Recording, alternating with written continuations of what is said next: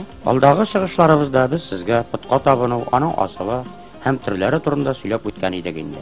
Бүген сүзебезне дәвам итеп, сезгә харафатлар әсирлегендә дигән тапшыру тәкъдим итәбез.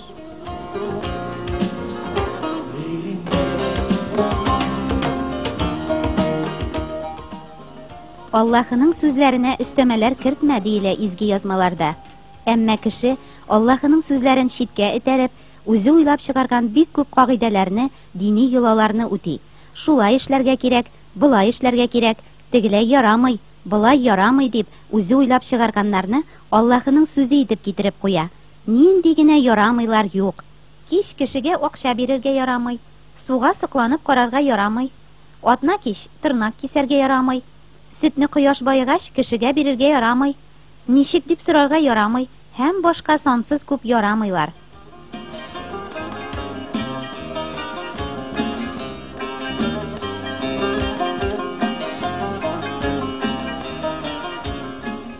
Игътибар итегез, һәрбер ярамый артында ниндидер куркыту, янау ята.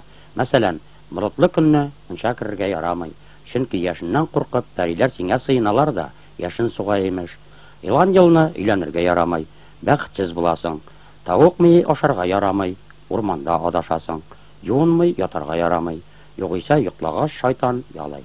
Әлбәттә, беркем дә урманда адашырга да, бәхетсез булырга да, үзен шайтаннан ялатырга да, пәриләр сыйынып, үзен яшен сыгып үтерүен дә теләмей.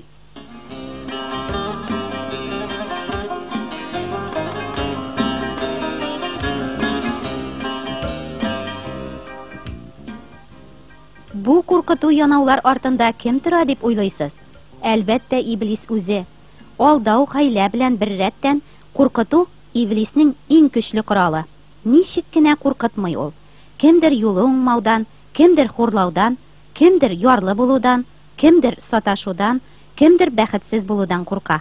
Иблиснең куркытулары һәр җан өчен әзерләп куелган.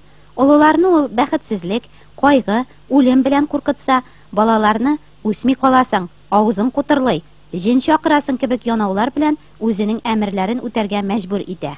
Үзе белән тыгыз элемтегә кертүче бик күп яхшы киңәшләр бирә Иблис. Үзенең яки кадерле кешесенең язмышы, сәламәтлеге өчен курыккан җан шайтанның өйрәтүен бик тырышып, чын күңеленнән үти. Иблиснең әмерләре аның йөрәгенә кереп урнаша. Якынын да шайтанга үзе үк китереп тоттыра. Мәсәлән, яшь баланың бер үзен генә калдырырга туры килгәндә, пәри алыштырмасын өчен янәсе янына пычак яки кайчы кебек нәрсә куярга кирәк. Баланы бер Худайга гына тапшырыр урында, имеш җинне куркытып торучы пычак яки кайчыны пост итеп, шул тимергә тапшырып чыгып китәбез. Шулай итеп, үзебез дә аңламыйча, кеше сүзен тыңлап, Иблис аны соңыннан үзенең кулы итсен өчен шайтанга үзебез юл ачып бирәбез.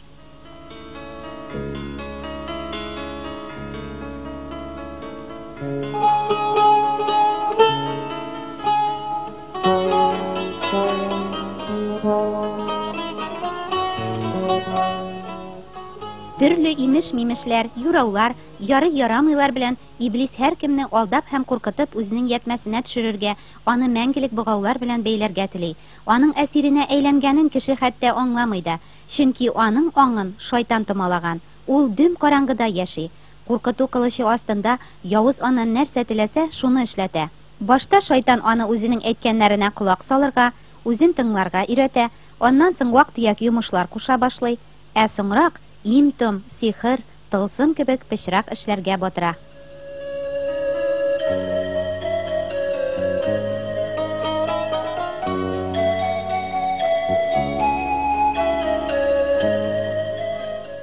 Бу имеш-мимешләргә генә ышану шул хәтле зур гынах түгел инде.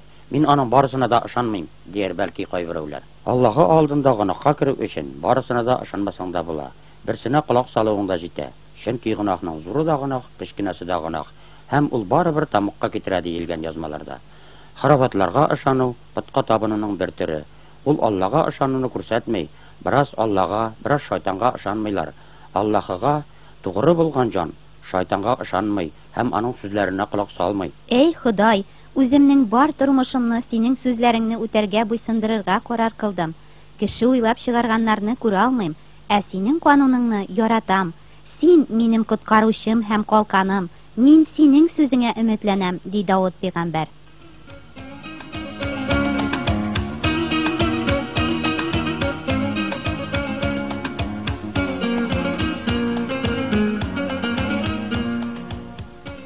Хәзер сезне халык арасында киң таралган, Аллаһыга җиренгеч булган шундый юраулар, шыналарның кайберләре белән таныштырып үтәбез. Хәзерге көнгә кадәр шакшы рухларга, табигать кешеләренә аерым ел, ай, көннәргә кагылышлы ышанулар яшәп килә. Мәсәлән, идәнне ишек төбеннән себерә барсаң, шайтаннар түргә утыралар. Иртәнге сәгатьтә җырласаң, бәхетсез булырсың. Ишек астына ат дагасы кадыклап куялар. Шулай иткәндә аяк арасыннан өйгә шайтан керми ди. Кич белән егылсаң, зәхмәт кагыла. Җәй көне боз яуса, ишек алдына пумала ташлыйлар. Боз туктый. Кич белән тырнак киссәң, гомерең кыскара. Яңа өйдә мылтык аттыргач пәри кача. Киштән сөт өстен япмасаң, пәри баласын юындыра. Сишәмбе көн кер юарга, тырнак кисәргә, юлга чыгарга ярамый. Өйөрмә эченә пычак ыргытсаң, шунда җиннәр үлеп ятканы күренә имеш. Һавада йолдыз атылганда җиргә карарга кирәк. Күккә карасаң, бәхетең атылыр. Кулны югач, юеш килеш селкергә ярамый, шайтан ярала. Уранда йөргәндә шәншә бармагыңны сузып киерергә кирәк. Ул үзеңә бер юлдаш пәри китерми имеш.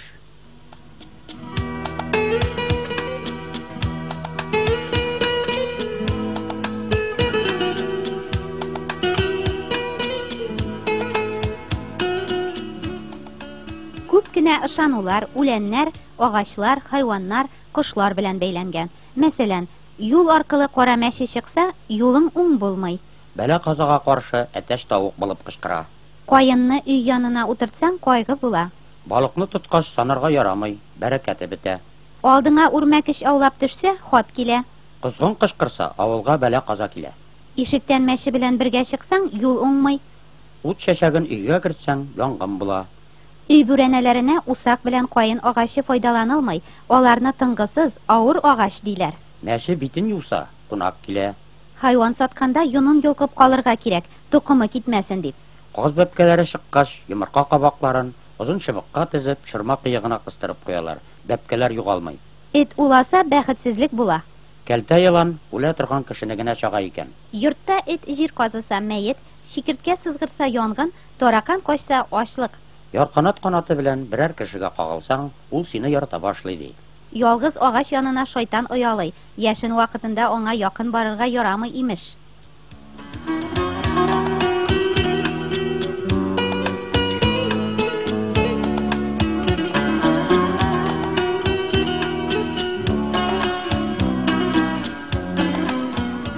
Кешенең тән төзелеше һәм физик халаты буенча юрауларда күп кенә. Борын ошы кычытса, күчтәнәш килә. Шеш үргәндә толымга эләкми калса, юл була. Кирпегең озын булса, гомерең кыска булыр имеш. Юнлы сыйрак бәхетле. Яшь баланың битенә ыршык түтәсе белән бассаң, үскәч бите матур булып чыкырланып торыр. Тавышы моңлы кеше бәхетсез була ди. Кеше кулындагы сөялне санарга ярамый, үзеңә чыга имеш.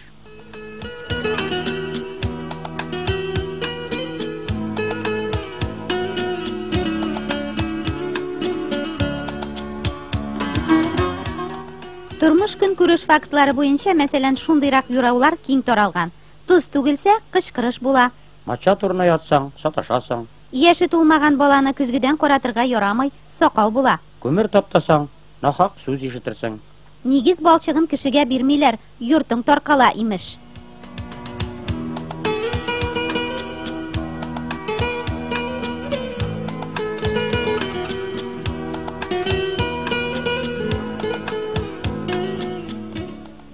Аллаһы үзенең тиңсез зирәклеге белән кешеләрне ширләреннән сихәтләндерү өчен җирдә бик күп файдалы дару үләннәре үстерә. Әмма ул үләннәр тимер таяк ярдәмендә җыелган, яки алардан төрле тылсымлы сүзләр әйтеп, янәсе дугалар укып, эшкерү ярдәмендә дарулар һәм төнәтмәләр әзерләнсә, бу шулай кешеләрне явыз рухлар һәм караңгы көчләр хакимияте белән бәйли. Мәсәлән, теш бакасын бака казаны белән имлиләр. Бака казанына су салып, суны өчкә бүлеп йоталар.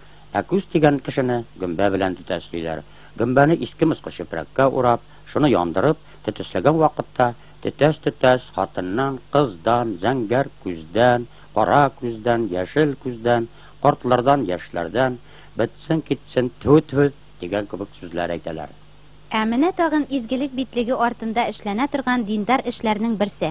Әгәр дә бер кеше бик курыкса, курыккан нәрсәнең бер әйберен алып, яндырып, шул кешегә иснәтергә кирәк. Курыккан нәрсәңне белмәсәң, куркулык коялар, кургаш эретеп суга салалар. суга салгач, кургаш нинди әйбергә ошаса, шул нәрсә белән төсләргә кирәк имеш.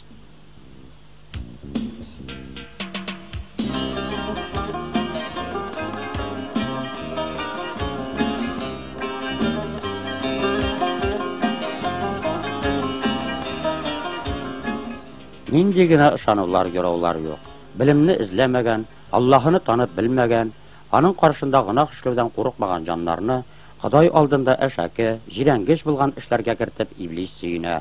Төрле имеш-мимешләргә ышанып, ширдән, бәладән, бәхетсезлектән, үлемнән, кайгыдан, җин-пәриләрдән һәм башка күп нәрсәләрдән куркып, үзен тыңлаган бәндәләрдән иблис ачыктан-ачык көлә, аларны мыскыл итә. Менә бит ул нинди генә ахмаклыклар эшләтми үзенең кулларыннан. Айгыр тимерәве булса, шәршәмбе көнне айгыр кебек кешнәп, язу карасы сөртергә кирәк. Муен авыртканда ата кызга сәлам бирсәң төзәлә имеш. Бармак шешә башлагач та бүрәнә ярыгына төртеп, "Миңа чыкма, шунда чык" дип әйтергә кирәк. Шуннан хурланып, чыкмый кала имеш. Бизгәк авыруы белән авырган кешене бик каты куркытсаң, бизгәге кача имеш. Шәшәк шире чыккан баланы тавык йоны мендәренә яткырсаң, шәшәге юкка чыга. Бил авыртса, беренче күк күкрәгәндә җиргә ятып ауныйлар. Балага күз тимәсен дисәң, башта уң, аннан сул аягын карарга кирәк имеш. Төнле белән сөялеңне айга күрсәтеп, "Менә минем шәшәгем, бармы синең шәшәгең?" дип мактансаң, ай аны ала икән. Шуан дисәң, чыгам ди. Корыбытак дисәң, корой. Кулга яки башка җиргә сөял чыкса, чикерткәдән тешләтергә кирәк. Теш сызламасын дисәң, табаныңны мунчада 41 тапкыр чабарга кирәк. Эпи шинасы рахит авыруы булса, баланы көрәккә бәйләп, бишкә тыгып алалар. Йылан карагы булса, үлгән йыланны суга салып, шуның парына күзне томалап утыралар. Бүре уты чыкса, бүре кебек улап, кызыл әйбер белән уасың. Күзгә арпа чыга башлагач та, пычак күрсәтсәң, куркып чыкмый имеш.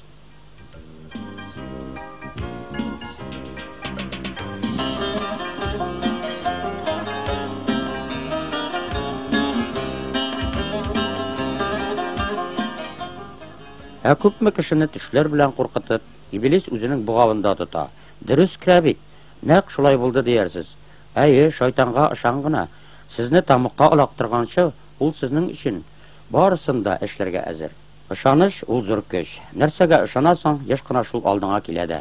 Изге язмаларда сезгә ышанышыгызга карап бирәләр диелә. Кемгә ышанабыз, шул безне йөртә дә.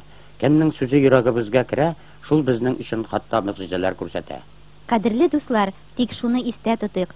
Төрле имеш-мимешләргә, хurafatlарга ышану, ул путка табынуның бер төре һәм иблиснең әмерләрен үтәүчеләр, аның пычрак эшләрендә катнашучылар, утлы күлдә шайтанның мәңгелек язмышын уртаклашачаклар диелә изге язмаларда.